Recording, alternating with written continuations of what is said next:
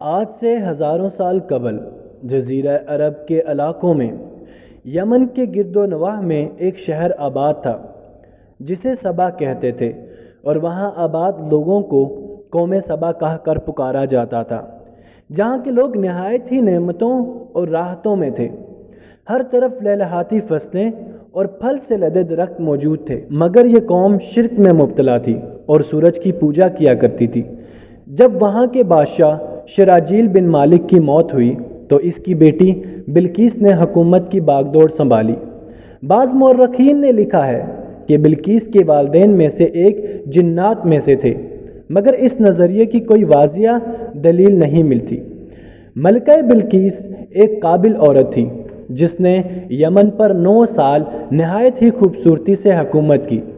دنیا کے بیشتر علاقوں میں جو تجارت ہوتی وہ صوبائیوں کے ہاتھوں میں تھی۔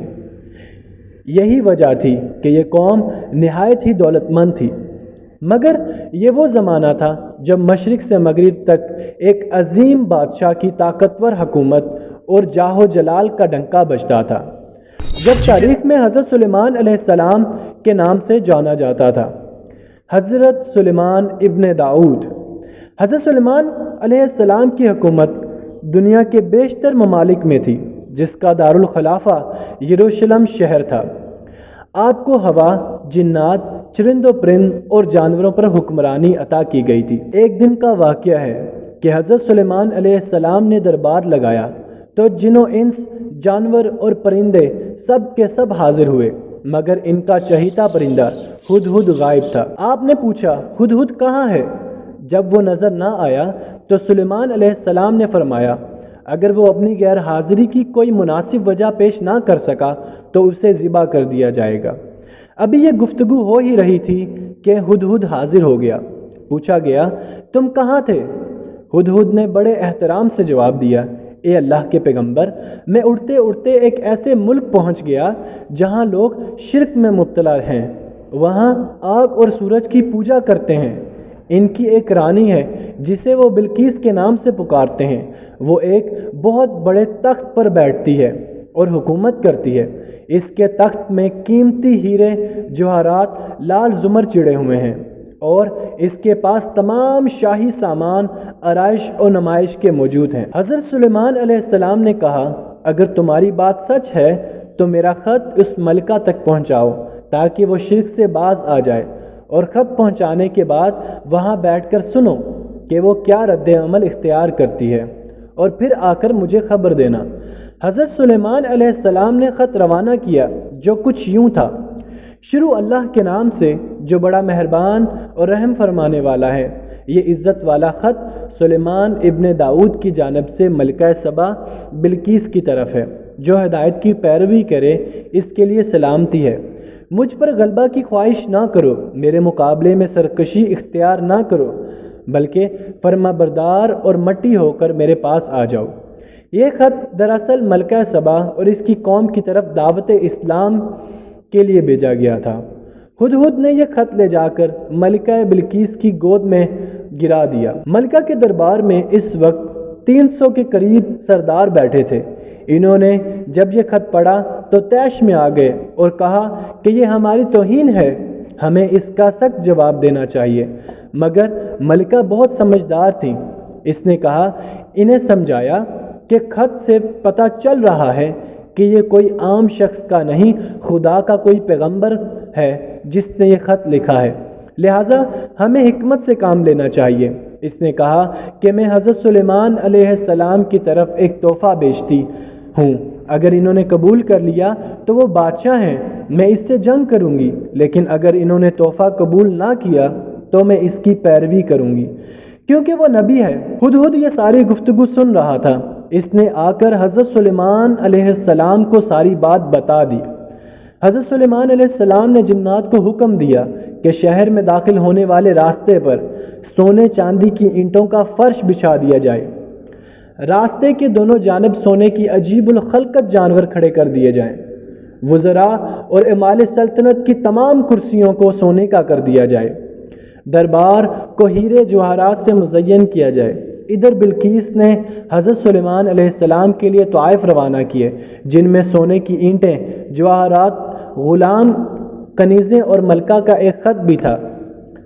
جب یہ تمام طائف لے کر قاصد حضرت سلیمان علیہ السلام کے دربار میں پہنچے اور انہوں نے یہ سب دیکھا تو شرمندہ ہوئے۔ حضرت سلیمان علیہ السلام نے ملکہ کی قاصدوں سے کہا، کیا تم لوگ مال سے میری مدد کرنا چاہتے ہو؟ مگر دیکھ لو، جو کچھ اللہ نے مجھے دے رکھا ہے وہ اس سے بھی زیادہ ہے جو تمہیں دیا ہے، لہٰذا تمہارا تحفہ تمہیں مبارک ہو۔ اب تم اپنے طائف کے ساتھ واپس جاؤ اور اپنی ملکہ سے کہنا کہ ہمارا انتظار کرے، ہم ایک زبردست خبر لائیں گے۔ جب یہ خبر ملکہ بلقیس کو پہنچی تو وہ سمجھ گئی کہ یہ واقعی یہ اللہ کے نبی ہیں، لہٰذا اس نے جنگ کے بجائے حضرت سلیمان علیہ السلام کے دربار میں حاضر ہو کر اپنی اطاعت کا یقین دلانے کا سوچا۔ جب حضرت سلیمان علیہ السلام تک یہ پیغام پہنچا تو آپ نے اپنے درباریوں سے کہا کہ تم میں سے کون ہے جو اتنی ہمت دکھا کر ان کے آنے سے پہلے ملکہ کا تخت میرے پاس اٹھا لائے؟ ایک ذو ہیکل جن نے کہا، آپ کے دربار کو براہ راست کرنے سے پہلے میں اسے لا سکتا ہوں، میں اس کام کی پوری قوت رکھتا ہوں اور امانت دار بھی ہوں۔ پھر ایک اور شخص جس کے پاس کتاب کا علم تھا، اس نے کہا کہ میں یہ تخت آپ کو آپ کے پلک چپکنے سے قبل ہی لا دوں گا۔